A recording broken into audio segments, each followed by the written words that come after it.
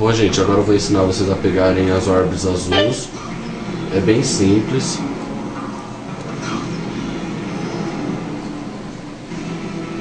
Eu apenas vim aqui, ó.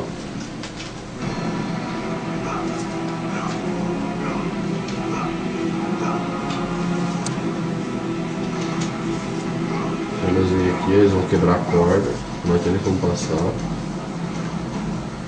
Venham até aqui, matem eles.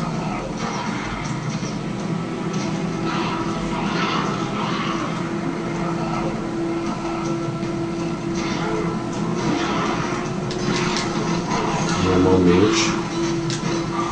Cuidado com as medusas. Não tem poderes para acabar com as medusas, porque elas vão bem mais rápido assim.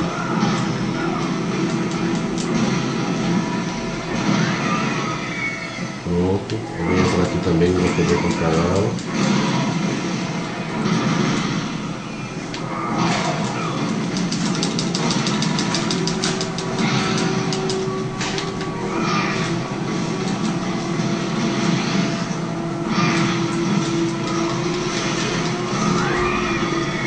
Quando você usa o poder de fogo, esse poder dele, da chama de Olimpo, os poderes dela não funcionam com vocês.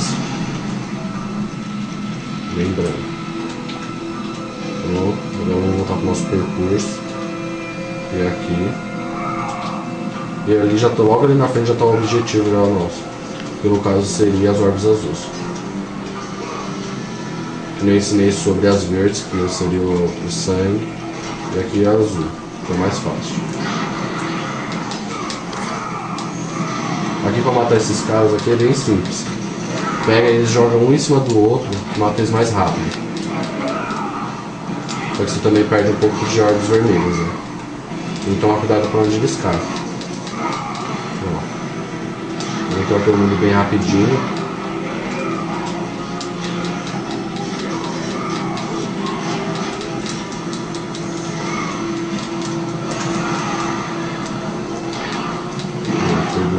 Jogou. Prontinho.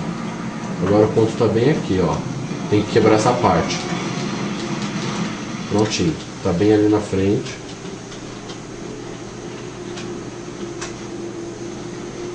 Aqui. Bem aqui. Prontinho. Orbes azuis ali, ó, crescendo. E agora tá até o máximo.